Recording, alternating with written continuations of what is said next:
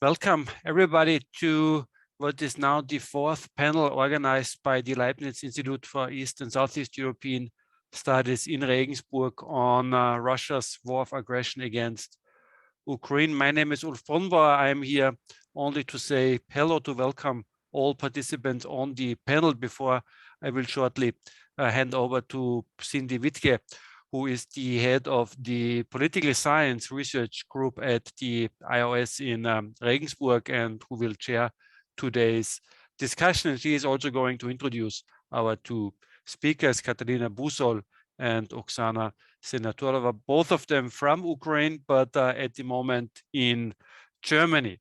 Let me also say thank you, Kateryna and Oksana, that you have agreed on very short notice to participate in this panel and to tell us a bit from your experience on what it takes to hold a country, which is Russia in this case, accountable for war crimes. The atrocities that have been committed by Russian troops and which became evident a week ago are certainly the saddest chapter so far in a very sad overall chapter in Europe's history, which is Russia's war against Ukraine. Before I hand over to Cindy, let me also mention one thing which we did not have time to put up in the announcement, but which should be mentioned, that both Kateryna and Oksana, and we are expecting a third researcher, political scientist from Ukraine as well, will form a working group on questions of transitional justice, on questions of accountability of war crimes and of violations of humanitarian law in the context of Russia's war against Ukraine at IOS, which is made possible by the Volkswagen Foundation, which has provided in their emergency program for scholars who had to leave Ukraine, which makes it possible to establish this group, and which gives us funding for a year to work on these very, very important questions. With that, Cindy, I hand over to you. Thank you very much, Ulf. Yeah, my name is Cindy Wittke. I'm the head of the Political Science Research Group and also PI of the project funded by the German Ministry for Research and Education that is focusing on the politics of international law in the post-Soviet region. And in the course of doing this research, I also met these two wonderful experts from Ukraine, Kateryna Busol and Oksana Senatorova, in Kiev and in Kharkiv and in Lviv. And it's really heartbreaking currently to see those cities being either under siege or being threatened by Russian bombs. So, and I'm also delighted that both, despite all the terrible circumstances, will be able to continue their very important work here at IOS. So let me first shortly introduce both to you. So Oksana Senatorova is professor at the Department of International Law of the National Law University Yaroslav Mudryi in Kharkiv, and is also affiliated with the Department of International and European Law of the National University of Kiev-Mohyla Academy. She is also director of the Research Center for Transitional Justice. So she was recently appointed as a member of the Law Reform Commission of Ukraine under the Ukrainian president and as a coordinator of the working group on the protection of victims of armed conflict. So basically this appointment could not be more topical to the issues that we will unfortunately today have to discuss here on this panel. Dr. Kateryna Busol is a Ukrainian international lawyer, and she specialized in international human rights law, international humanitarian law, and international criminal law, as well as transitional justice related questions. She has served, amongst other things, as a national advisor to UN Women on transitional justice and on preventing and responding to conflict-related sexual violence in Ukraine. And I think this is also a topic that we will be needing to discuss today. Kateryna is also very closely involved to works that has been done at Chatham House, also regarding initiating a special tribunal for aggression against Ukraine. And she was actually a visiting professional at the Office of the Prosecutor of the International Criminal Court, as well as a fellow at Chatham House. So I'm really, really delighted that we have those two international as well as local experts here to speak about the challenges.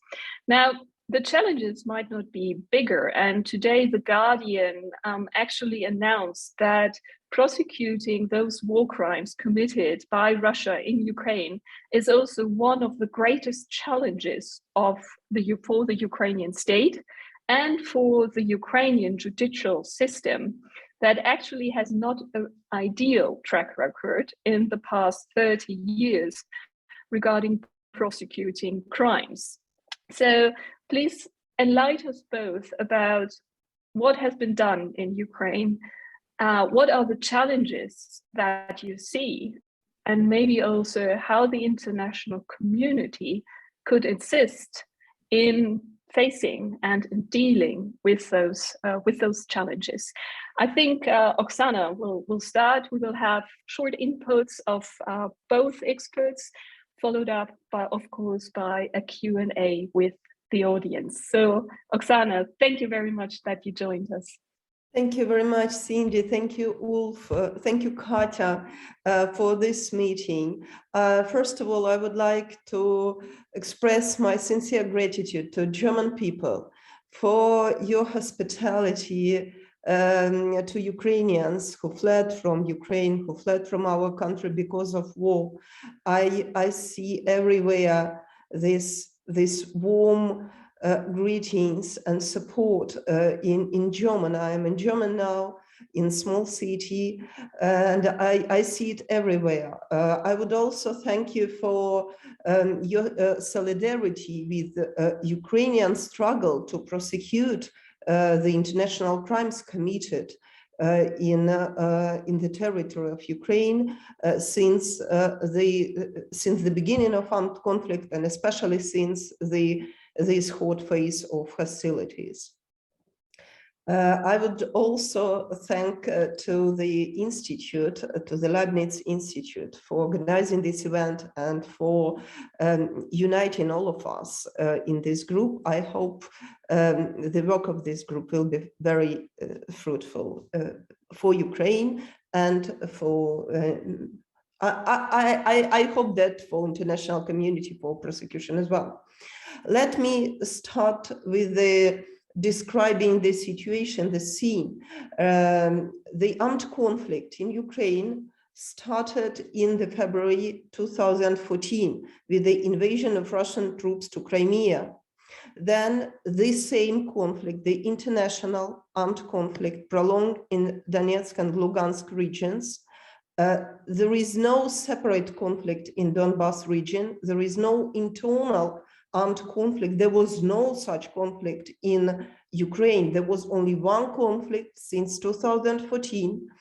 And now, since the 24th of February this year, it was the new phase, the hot phase of hostilities in this very conflict.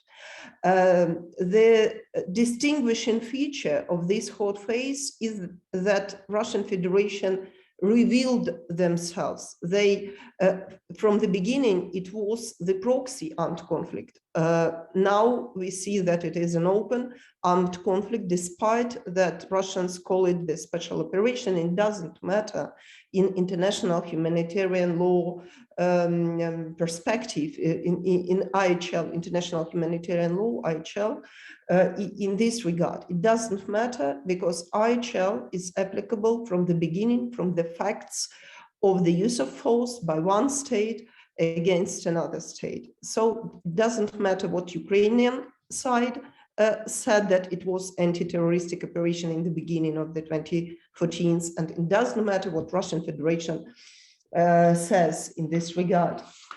It means that as far as IHL is applicable, the serious breaches of the IHL means war crimes were committed in this conflict since 2014. And you know that there were every year there were lots of reports, like on yearly basis. There were reports of the prosecutor of the International Criminal Court. Ukraine applied for the jurisdiction of the ICC in the situation of armed conflict in Ukraine in 2015, and the ICC has its jurisdiction according to Article 12, Part 3. And for now, before this hot phase, it was the preliminary examination. It was finalized, and now we know that the OTP, the Office of the Prosecutor of the ICC, started investigation in this regard. As for the violations, for violations of IHL, there are the responsibility of a state, of the Russian Federation. It is a state responsibility in international law. And there is a responsibility of, there is individual responsibility of concrete persons committed the war crimes and other international crimes, such as crimes against humanity. And I can say that we need to collect evidence of genocide. I can't insist now that that genocide was committed, but the evidence say now that this crime could be committed.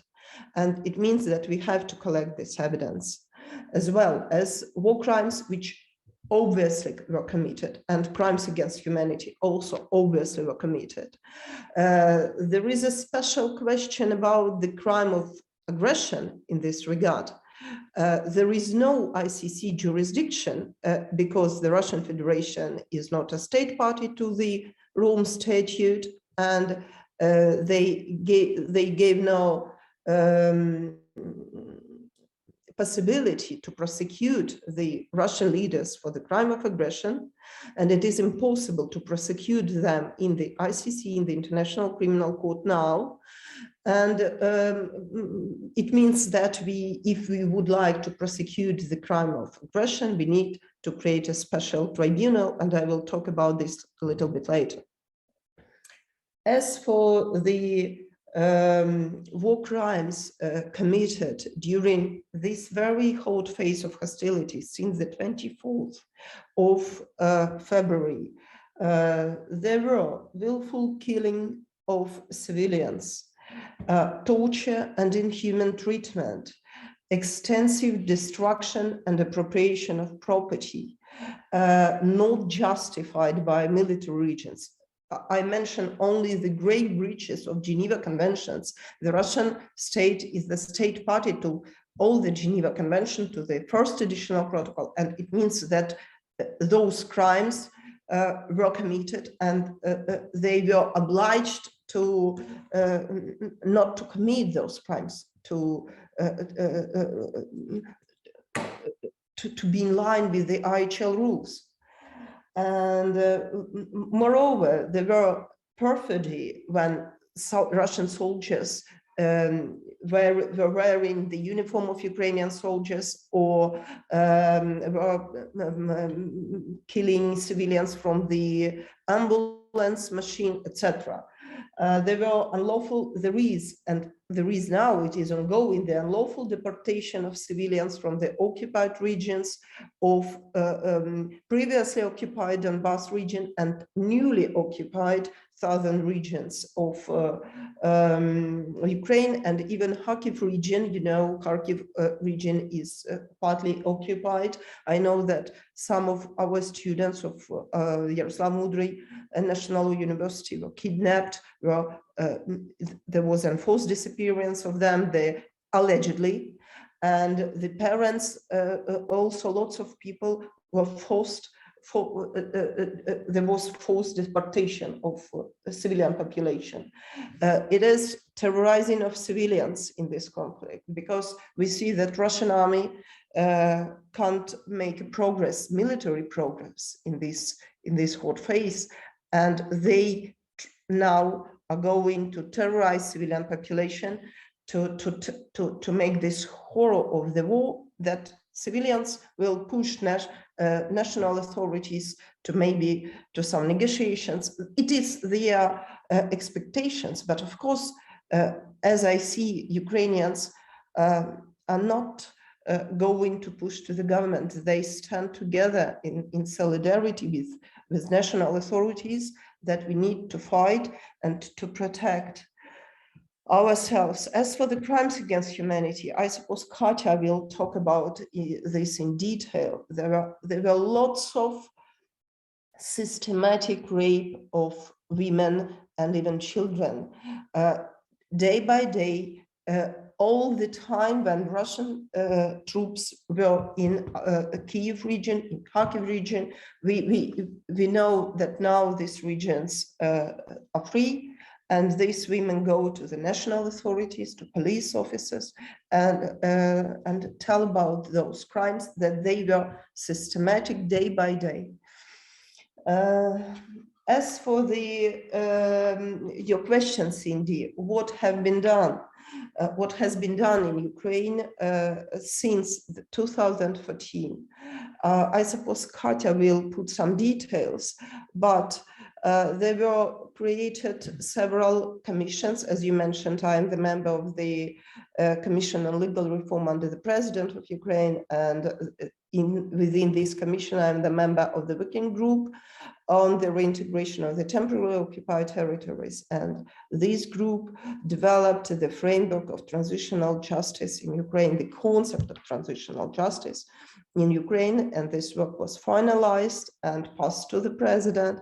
And it has to be enacted before this hot phase of hostilities, but this new hostilities, new phase, open phase started. And of course, now we have a meeting of our working group, and we discussed those issues. As you know, transitional justice is based on 4 pillars. The central and the first pillar is the protection of victims. And of course, in this regard, we will go further.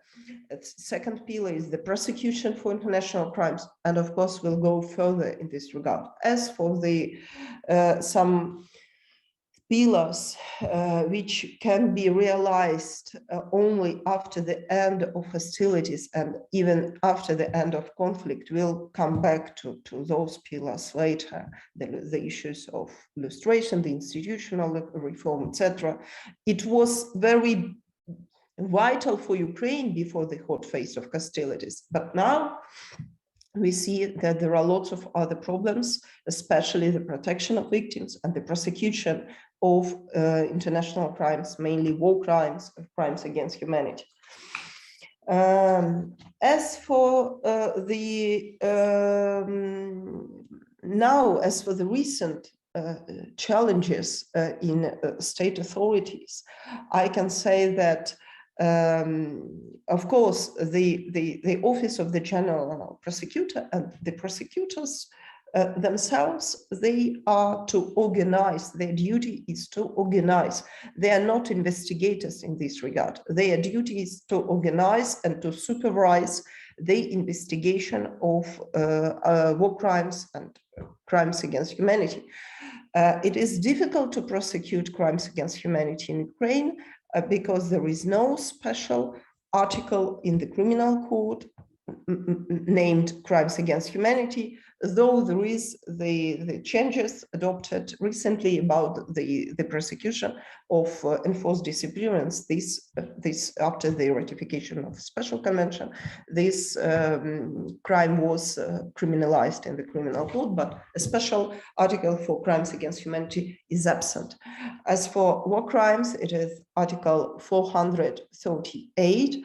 And as to my knowledge, the national authorities, all of them, because now all of state authorities who can investigate security service, it is their main jurisdiction to prosecute these crimes committed by Russian Federation. The Bureau of Investigation, they are focused on the investigation of crimes committed by Ukrainians, allegedly committed, I mean, of course, It is war, and not only Russians can commit crimes, but the Ukrainian side as well. And we have special authority focused on these investigations. As I mentioned, security sources, police officers, they also investigate because they have these forensic facilities to investigate. They have this experience to collect evidence, etc. I mean, not this special experience in concerning war crimes. It is a huge problem for all those authorities because, you know, despite the armed conflict is going for 8 years, unfortunately, there is no huge experience in this regard in prosecution, in investigation of international crimes. During 8 years, there were only 2 cases, 2 verdicts, judicial decisions about the war crimes in Ukraine. Unfortunately, we are always told about this, that it is a problem, but the lack of expertise, maybe the lack of political will, the lack of persons to prosecute, it is another serious issue in this regard, because now we have persons committed crimes in our disposal, in Ukrainian authorities' disposal. But of course, there are no big fishes among them. There are no military leaders, high commanders, high civilian commanders, leaders. And this is an issue, how to prosecute them. And in this regard, the International Criminal Court can be useful, but I wouldn't say that we have to rely on ICC a lot in this regard, because as I mentioned, Russian Federation is not a state party to the Rome Statute, and they are not obliged to cooperate with the ICC. It means that they will not transfer persons, they will not surrender persons to no transfer witnesses, no surrender persons committed those crimes. And of course, the ICC has several, and then the ICC has no court trial in absentia. It means if there is no person, there is no trial stage in the ICC. And the Office of the Prosecutor recently, I don't know how they will do now, but recently in previous years, they did not issue the arrest warrants concerning people who would be difficult to bring to court. And it means that we can see these problems. The collection of evidence there are very high standards of collection of evidence in the ICC, and it means that only a few amount of offenders will be brought to trial. They will be prosecuted and they will be trialed. Only very, very few amount of people. It is very like long and difficult procedure. Be frankful. We have some other options. The creation of the ad hoc tribunal, but such as ICTI or ICTR, but they were created by the Security Council resolution. As we know, Russia will veto this creation of such ad hoc tribunals, and it is impossible to create those tribunals. They could be created by the General Assembly resolution, but General Assembly resolution it is a recommendation. It is not obligatory to state parties. They are not obliged to cooperate with the court created by the General Assembly resolution. And it means that such tribunal should be created by the international treaty. In this regard, it will be functional and it will be effective. I suppose this tribunal could be created. Another option is the creation of the hybrid or internationalized tribunal in collaboration with the Ukrainian authorities, and it also could be managed. The pluses, the advantages of those international tribunals or partly international tribunals is that the high level of expertise, the impartiality, and because if we are talking about the creation of a special national jurisdictional court, Ukrainian special mechanism, tribunal with national jurisdiction, it can be labeled as impartial by Russian, firstly, Russian propaganda, but who knows, maybe some Russian supporters, that Ukrainians it is impossible for Ukrainians to create the impartial tribunal. But of course, national jurisdiction is the best answer to victims. They can participate in those procedures. They can, of course, they can participate in the ICC. It is a special feature of the ICC. But as I already mentioned, only a few persons will go to trial. In national jurisdiction, we can prosecute lots of them, and we have to prosecute lots of them, because national jurisdiction in lots of regards is the best answer for international crimes. It means that we need to add new articles to Criminal Code of Ukraine. Another step which we have to do, we have to we have now draft, we discussed it in an international advisory board. I'm the member of the international advisory board at the office of the prosecutor. We already discussed the draft of the law on cooperation with the ICC. We have to enact this legal act, and because without it, we have lots of difficulties in cooperation with the ICC. And we have to bring lots of experts to Ukraine to help us to prosecute international crimes. And I know that Germans have this experience, special department in Karlsruhe, which prosecute lots of Syrian crimes. And I am sure that they will prosecute Ukrainian crimes committed in Ukrainian territory on the basis of universal jurisdiction. I stop here and I give the floor to you. Thank you very much. Thank you very much, Oksana. And to the audience, so if questions come up, don't be shy and write them into the FQA chat function, and we will deal with those questions after Kateryna's intervention. So Kateryna, the floor is yours. Thank you very much, Cindy. Thank you, Oksana. Thank you all for inviting. And I'm very happy that the discussion today is really the merger of the academic lenses, the legal practice, and as well policy lenses, as we will see. I would want to develop on a couple of issues raised by Oksana. First, I think it is very important, as Oksana started, to say that not just the armed aggression, but the whole spectrum of war crimes, crimes against humanity, and now allegedly a crime of genocide, have been developing not from February 2022, but indeed from 2014, with the occupation of Crimea and with the emergence of Russian forces and their proxies in East Ukraine.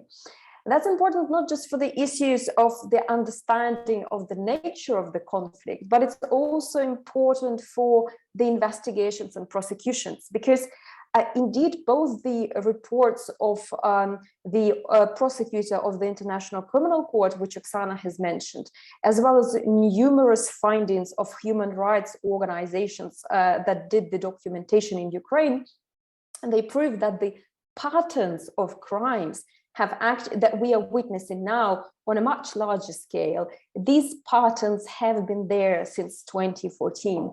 So, for instance, the enforced disappearances and torture of alleged opponents of Russian policies in the occupied territories indeed are well documented, as well as are, for instance, the deportations of the population from the territories under Russia's control. Both Ukrainian human rights NGOs, such as the Crimea Human Rights Group, the Helsinki Human Rights Union, together with the special office of the prosecutor that deals with Crimea, the office functions in exile in Kiev, they did the submissions to the International Criminal Court, not on just on the crime of deportation, but how it installs the policy of Russia to change the demographics of Crimea so that any future voting on the peninsula could, well, fit the will and the vision of the Russian authorities. Furthermore, there is a strong evidence that all the leading positions, administrative positions, especially in the judiciary, in the security sector, in occupied Crimea, are now occupied by the Russians brought from continental Russia to the peninsula. Why I'm speaking so much about this? Because unfortunately, we do see the proliferation of the Russian troops and the Russian influence now in southern and southeast Ukraine. They do the same thing. There are enforced disappearances of Ukrainian officials there, and there is an increasing amount of information that pro-Russian people are brought and installed to organize the new governance in those local authorities. And what we expect to see next is another voting of those within those regions to support the creation of the so-called independent republics, which quite likely might, like the Donetsk and Lugansk People's Republic or like occupied Crimea, vote for the unification or reunification with Russia. So looking at the patterns of crimes that have been perpetrated on a lower scale since 2014 is really important to not just bring justice to the victims of these crimes, but to holistically understand Russia's policy with respect to Ukraine now, but also the prospects of any peace negotiations, or peace agreement, which to be honest, as of now, I'm quite skeptical about. The second point, which is worth mentioning in terms of the institutional infrastructure in Ukraine and Ukraine's accountability efforts, is the cooperation between civil society and the state. I think it's a great phenomenon of Ukraine, which really differs in terms of the response of the society to an armed conflict within Georgian situation and within the Ukrainian situation. I have communicated with quite a few Georgian lawyers who would say, in our reaction to Russia's armed conflict, there would be a separate stream of work from the human rights groups and a separate stream of work from domestic investigators and prosecutors. Whereas in Ukraine, civil society and the state would join the efforts. And that was practically needed exactly because of what Oksana has mentioned. Because investigators and prosecutors in Ukraine, as well as judges who are still in slight denial, I would say, they lack the expertise, understandably, in dealing with war crimes, because the country has not been in war since 1945. Well, of course, there was the atrocious intervention in Afghanistan, but it was in another soil, and of course no examination within the criminal proceedings was made domestically in Ukraine. So essentially there was a lot of expertise to develop, and to show some progress the state has to join the effort with the civil society. So they joined the effort in evidence sharing, they joined the effort in trainings on developing the expertise on documenting, investigating and prosecuting alleged war crimes. And essentially, I think this is a great also novelty of the Ukrainian situation. We have seen many joint submissions of evidence to the International Criminal Court, co-drafted by the state and the civil society. And the second novel point of Ukraine in this regard would be that despite this cooperation, I particularly appreciate as a lawyer, but to be honest also as a Ukrainian civilian, as a citizen, that such cooperation did not make the civil society biased or indeed less critical of a state. And a very apparent example would be that the Ukrainian civil human rights groups would cooperate on drafting the amendments to the criminal court, much needed, which Oksana has mentioned, but they also would be ruthlessly critical of the government and even the president, even in the ongoing new wave of aggression, for not enacting these amendments into law. And I think this is very important, because the civil society does want to help the state, but of course it should also hold the state accountable and, you know, pronounce it out loud when the state does not live up and to the expectations and do its job. Or another striking example, the Ukrainian government has been very elusive about its reasons not to ratify the Rome Statute of the International Criminal Court, which is a very important symbolic thing to make, because we, as Ukraine has recognized the jurisdiction of the court, it somehow has not proceeded with a symbolic but important ratification to provide it more rights to nominate the judges, to vote for the appointment of the prosecutor, and to have other rights as members of the Assembly of State Parties of the ICC. And again, here, the Ukrainian civil society, despite the strong cooperation in accountability efforts with the state, would be very critical about the non-ratification by the parliament of the Rome Statute. Some other considerations which I deem important for the accountability efforts. Unfortunately, the new wave of invasion has shown that, has particularly highlighted not just the lack of the regional and local expertise, which is understandable within the international community.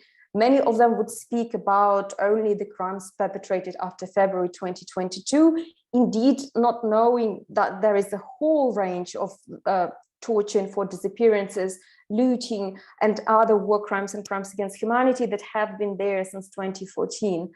But there has been a lack, including among the international lawyers, a very alarming lack of reach out to Ukrainian professionals and unite the effort. And this is something that has to be corrected. The example of this disconnect between the knowledge of the region and the international legal expertise is, for me as a lawyer, particularly apparent in the discussions about the alleged genocidal intent and the policy element within crimes against humanity. There is enormous number of appeals from historians of the region who would say that we are seeing the indicators of genocide in the public announcements, public statements of President Putin and Russia's top officials, in the discussions on state television, indeed in the publications like in the article What Russia Must Do to Ukraine, which were published on one of the largest state-owned media outlets. On the one hand, there is the appeal from the historians and specialists like Cindy who work on the region and know the region, and there is a completely different discourse within the international legal communities who somehow do not, as of now, yet pay attention to this very important domain of discussions and propaganda and public statements. And this is something that should be amended. Otherwise, we will not just have the holistic understanding of the Russians' actions on the ground, and more importantly, we will not be able to propose a meaningful and sustainable solution for the future for any potential peace accord, because our understanding of the situation will be very, very limited and blurred. And finally, I've got 5 minutes left, I think, for my initial intervention. I would want to focus on Ukraine's efforts within the transitional justice domain. As Oksana has already explained, transitional justice means that we look at conflict resolution not only through the lenses of accountability and prosecutions and convictions, but we look at the move of the society to the more peaceful life through the prism of the survivors and ensuring proper reparations, which provide medical support, psychological support, targeted support for specific types of survivors. And I'll gladly speak about the victimization of women and the victims of conflict-related sexual violence. It's the issues of housing, it's the issues of additional professional training so that people could requalify and get employment. And of course, transitional justice also involves truth-telling, truth-seeking, and the most known example would be the South African Truth Commissions, but there have been numerous truth commissions around the world. And of course, as Oksana has mentioned, there is an important component of institutional transformation to make sure that the state infrastructure is as solid and transparent as it could be in order to prevent or disable any possibility of a future armed conflict. And I think, and symbolically, the transitional justice policy of Ukraine, the intention to develop it, was announced by President Zelensky in Mariupol in 2019. And this is, for me, such a grave coincidence that the city, which is being erased, from the earth currently in the ongoing hostilities, and where civilians die of starvation and extermination by the Russian military, is the city where Ukraine's new vision for the future was announced. And why I stress on transitional justice, because it's not atypical, but it's flawed to look at the transition from the conflict only through the lenses of courtroom proceedings.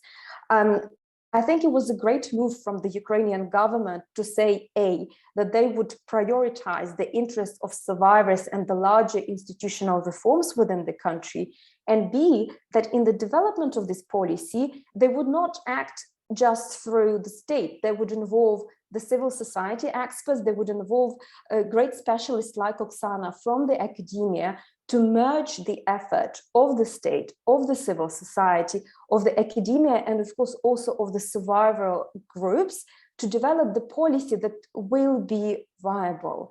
It was a great shift. And as Oksana has said, the draft transitional justice roadmap was submitted to the president. There was protraction with the comments from the president, which again was hugely emphasized and criticized by the civil society. But the most important thing that, the move was there and the approval of the policy was there.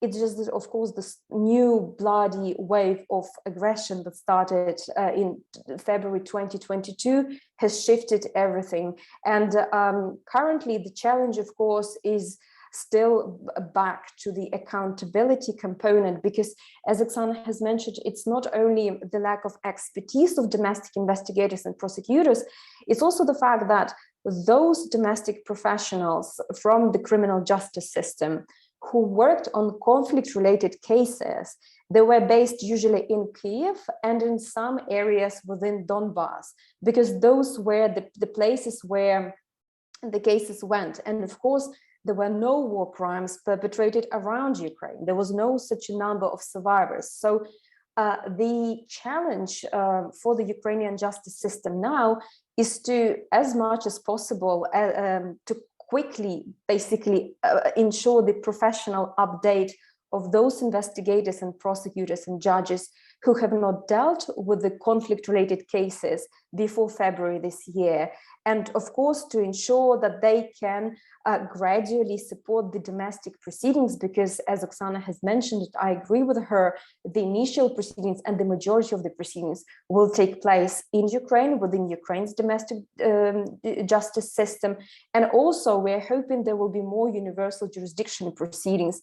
And so far, the Prosecutor General has said that there have been 9 states that have opened the domestic investigations into the Russia-Ukraine armed conflict, including the Baltic states, Poland, Sweden, Germany, France, and some others. I will stop here, and I'm looking forward to the questions.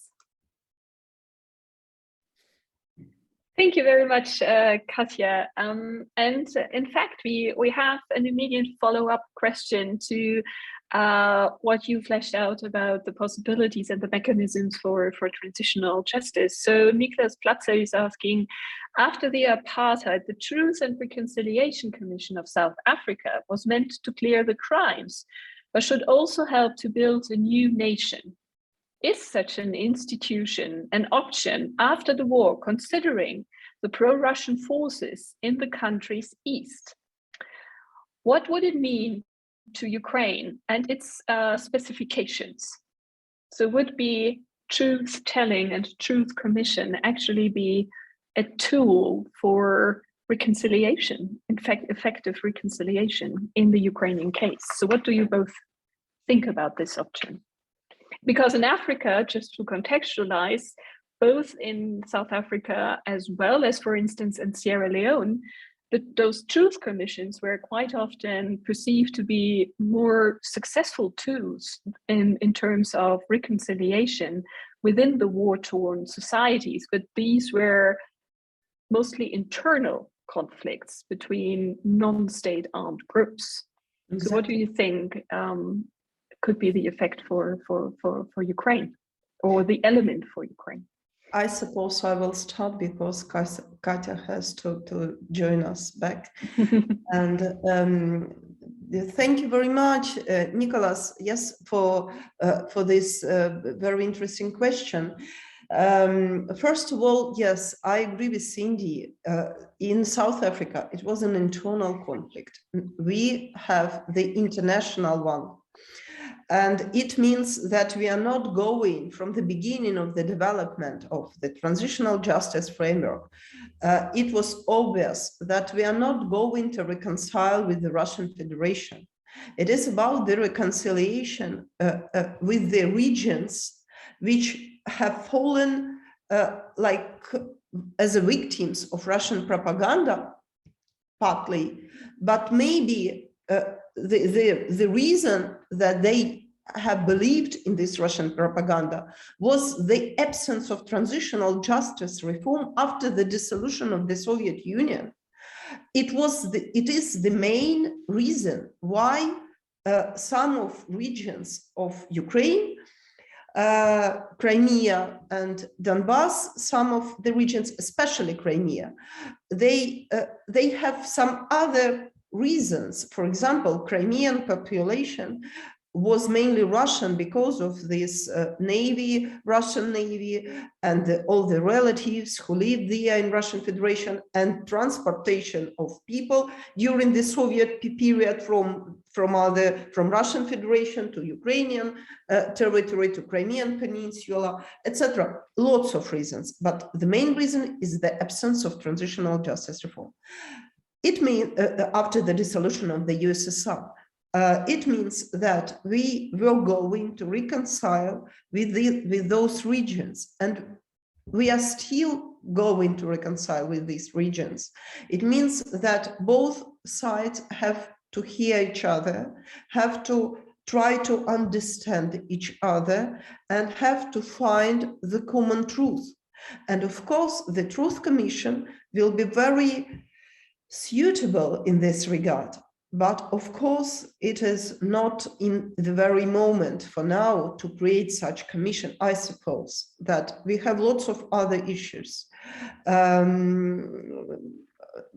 But who knows? We have to discuss. Maybe it will be the answer. But as to my knowledge, people in previously occupied regions of Ukraine, Donetsk and Lugansk regions, they now see the crimes which are committed now in those regions by Russian troops. Those crimes such as rapes, other sexual crimes, they were not committed in this systematic and widespread character before during these 8 years. Of course, there were several cases, but not in this widespread awful character, and they see it now. And I suppose that the issue of reconciliation can be resolved very fast. Katya. To be honest, I wouldn't be as optimistic about reconciliation. I've already read certain reports where the population of the areas currently under Russia's occupation say that these are all crimes staged or perpetrated by the Ukrainians. And I think this is a great challenge there that we'll have to deal with. And that is why, not just as a lawyer, but as a human being, I think we should really do the best of the job in terms of figuring out the law and the facts and providing the facts as dryly and as impartially as possible. Doesn't necessarily reason the people who are already biased, but I think the impartial facts and the law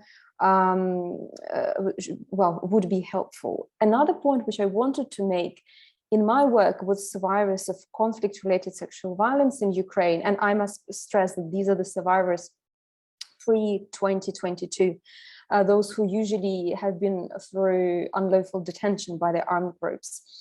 They were usually the residents of Donbass, and they revealed to me that the major challenge in reconciliation would be not to reconcile Western Ukraine and the people under occupation.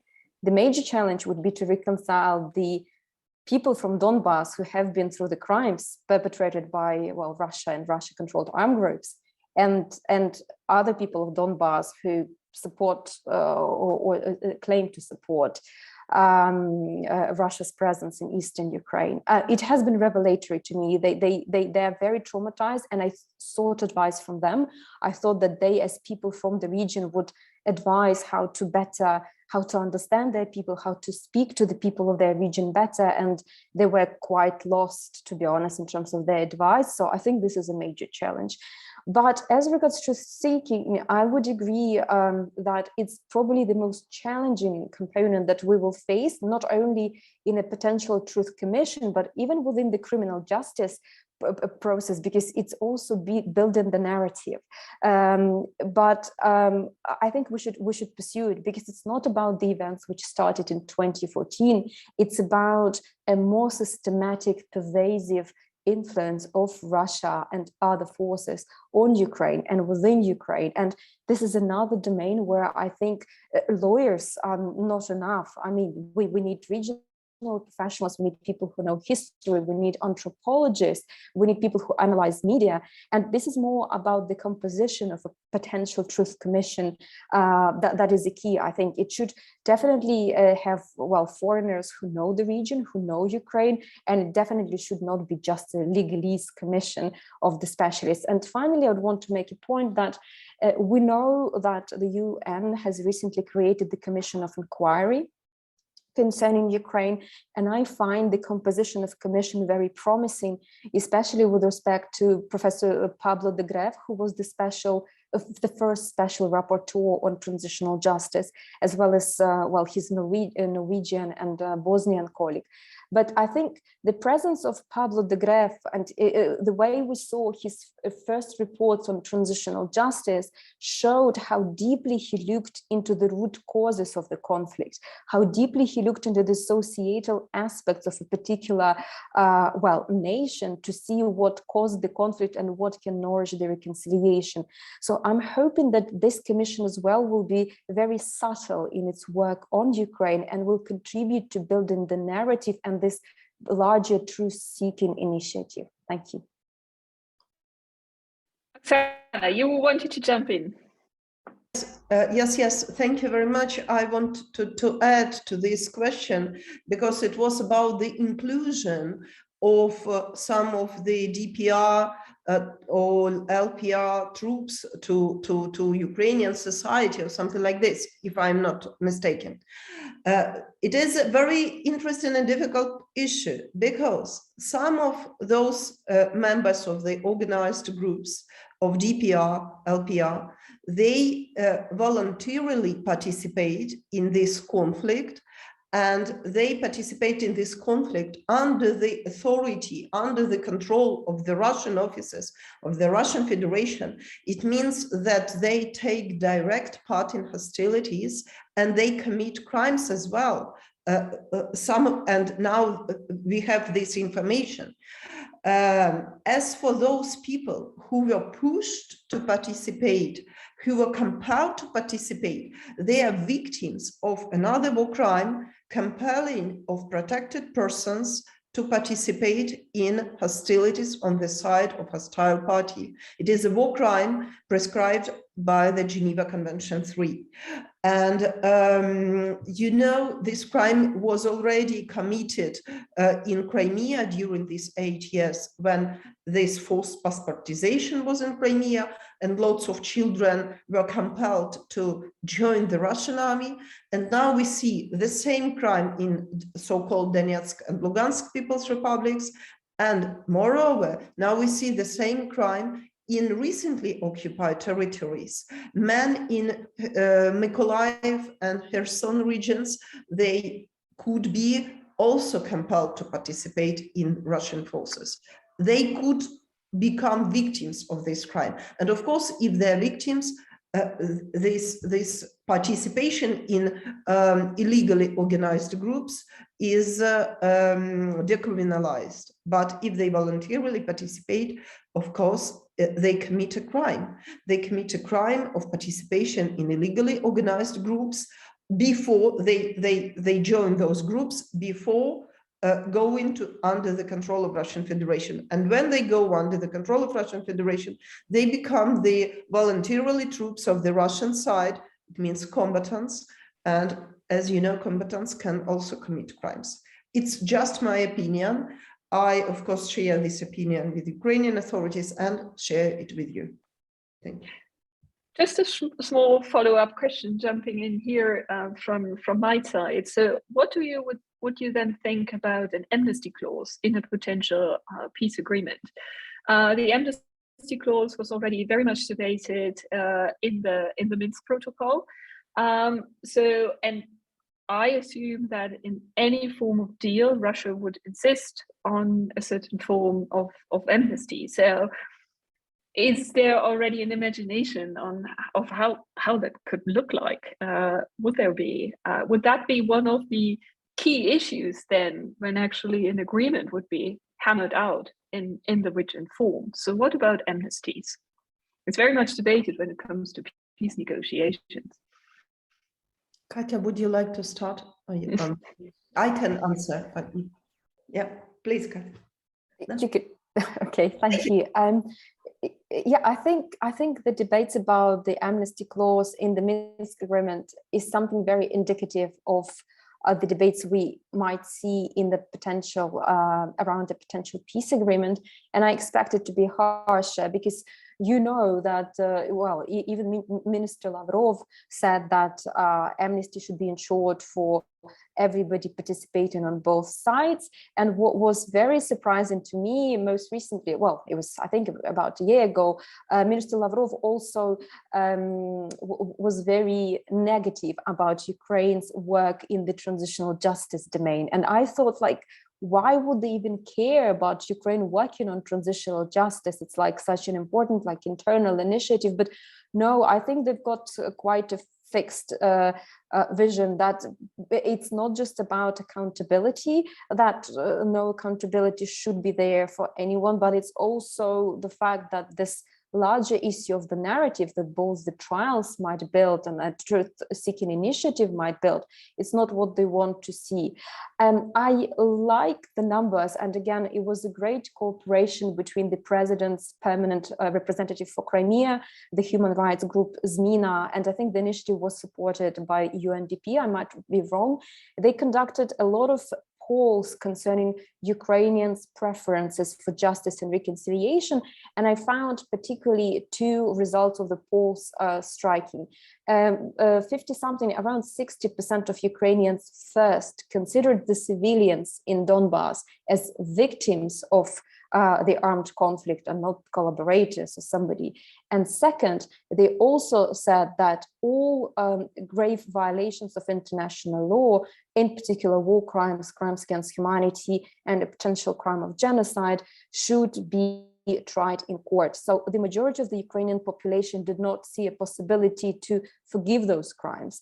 And I think this is a great challenge for the Ukrainian authorities. That will be an important debate on amnesties again with Russia. And I don't see the Ukrainian society ceding on this provision. They want accountability. Can I add a few words, if I may? Yes, just a few. First of all, there is no amnesty in international armed conflict because there are combatants on one side and another side, and they have the combatant privilege. They are not prosecuted for ordinary crimes. Nevertheless, they can prosecute it for war crimes and other international crimes, such as crimes against humanity, And according to the UN opinion, let's call it opinion, they should be prosecuted because the absence of prosecution for international crimes will reopen the conflict. It will be the new phase of the conflict if there is no prosecution. But we have the special situation of proxy armed conflict, where we have Ukrainian citizens participating in organized armed groups. And of course, we can open the question of amnesty and IHL in such situations, such as similar to internal armed conflicts. Of course, it is not internal, but it is similar because some participants of Ukrainian society participate on the other side voluntarily, and they can be amnestied. But I want to insist that this amnesty should be conditional.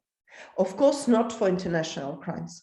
But what does it mean, conditional amnesty? They will be obliged to reveal the facts of their participation in those groups, to reveal their leaders, their comrades, to reveal all the facts about the crimes, alleged crimes committed by them, etc. So not unconditional amnesty, only conditional amnesty in this regard. Of course, it is the issue of communication, but especially if they reveal some information about their leaders who gave them orders to commit some crimes, it is very useful information for Ukrainian authorities. And in this case, conditional amnesty will work. Thank you. Thank you very much, Oksana. So that was very pronounced and already very detailed, summing up also all the debates that were always going on in the context of whether you get someone to the negotiation table if you don't grant amnesty to their leaders. But actually, the general opinion is you cannot grant amnesty for international crimes and war crimes and of course, crimes against humanity, and not to mention even genocide.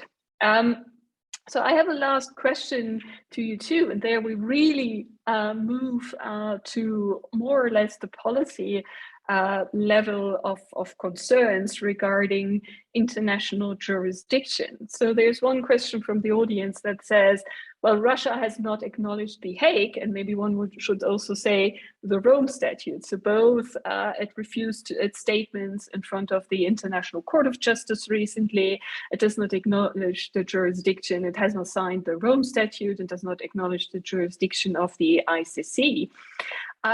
So what, from a judicial point of view, the options to actually prosecute the committed crimes? And if we think about, for instance, an international trial, what would this mean to those Russians who support the war? Do you see the danger of further radicalization in Russia, as it would fit the narrative of the threatened Russia and the mistreated Russia by the international community? And maybe also, Oksana, I know that you've been also always through the ICRC, through the International Committee of the Red Cross, you've been always also in contact with colleagues from Russia. So maybe give some insights. What do you carry also those fears that it would lead to further radicalization regarding this narrative? Thank you very much, Cindy.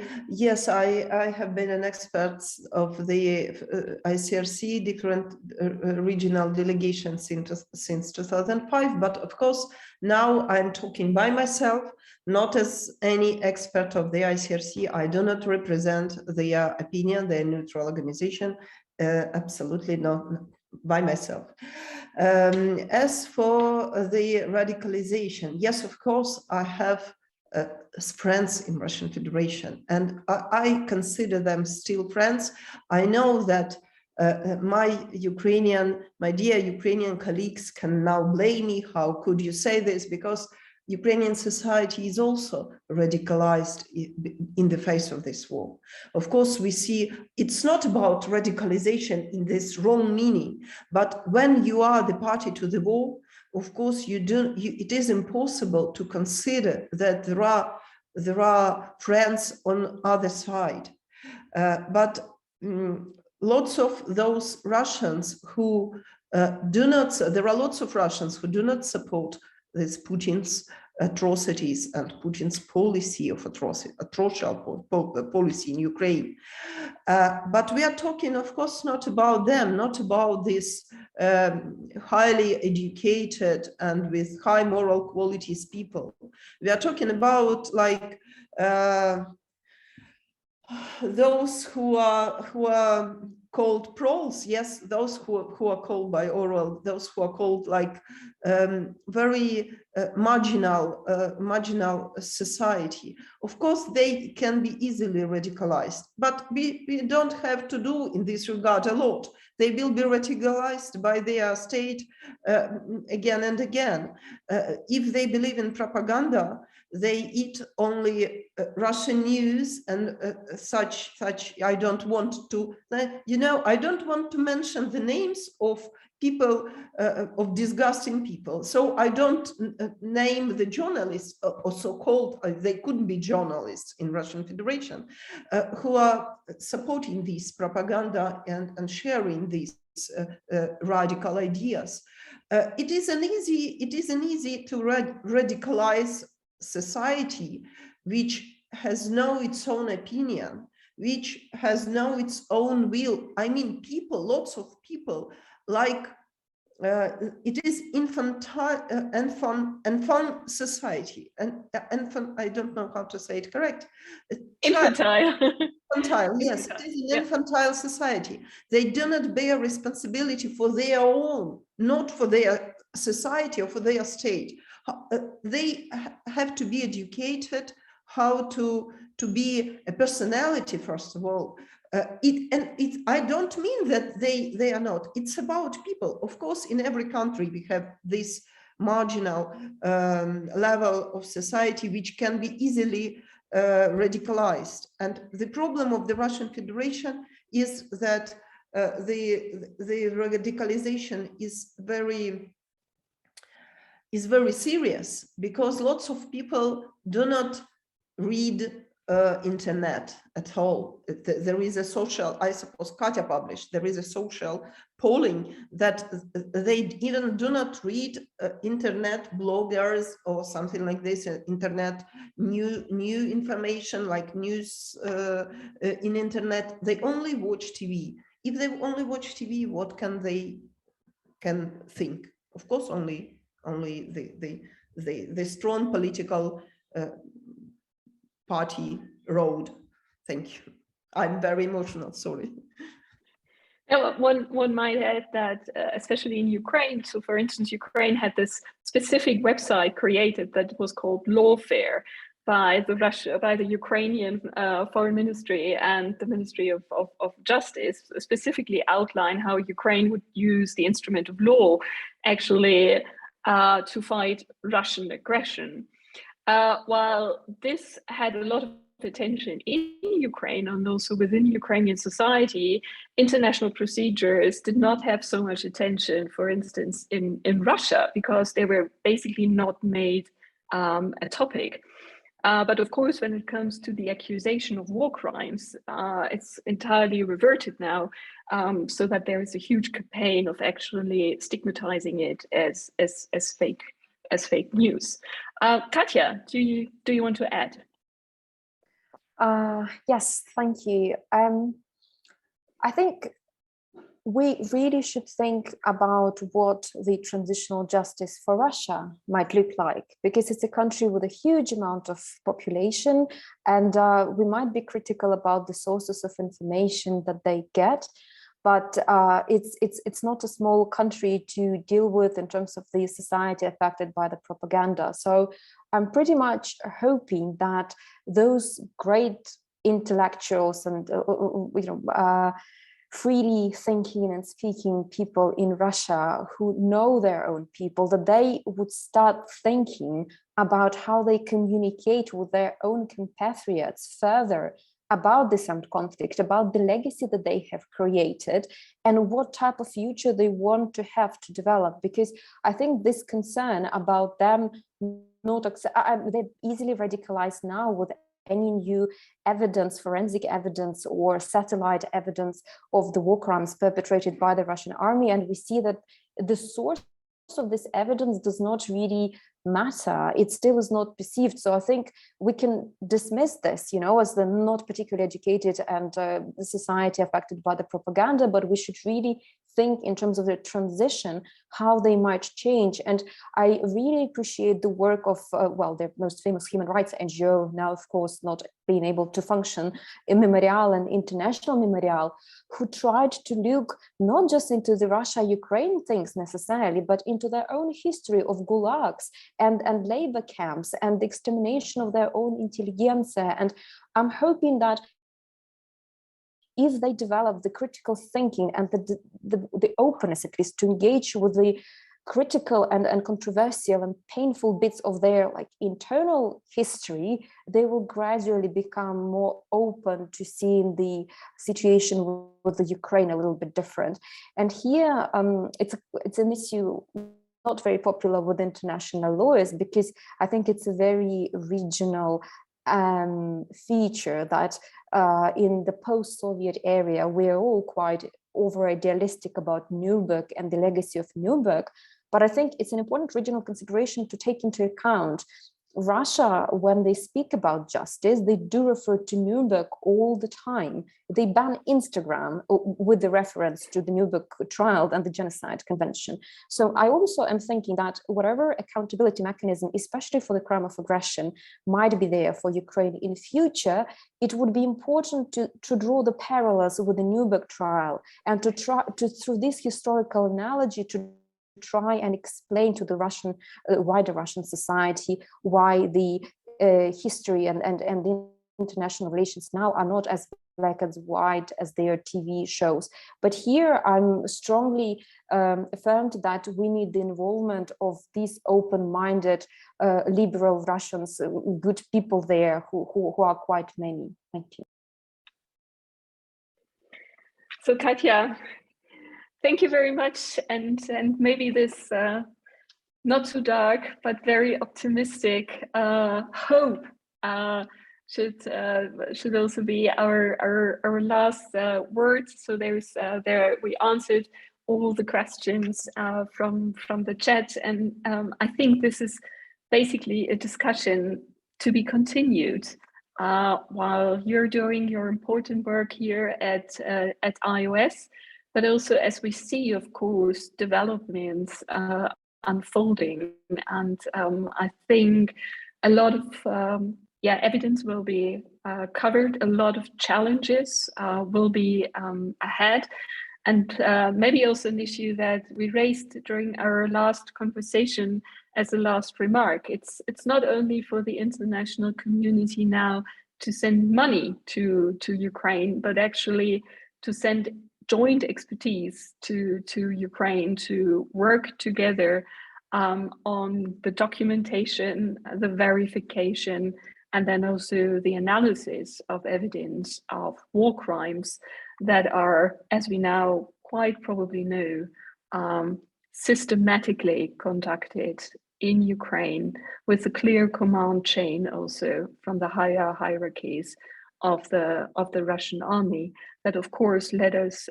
fear the worst. But nevertheless, keeping Katya's hopes in mind, it's not only a question of holding Russia accountable, but also maybe what could be transitional justice, not only for, but also with Russia. So to be continued. Thank you so much for your time. Thank you to the audience for your time. And I'm very sure that we will see each other again with the continuation of these important discussions. Thank you very much and have a very good afternoon. Bye-bye.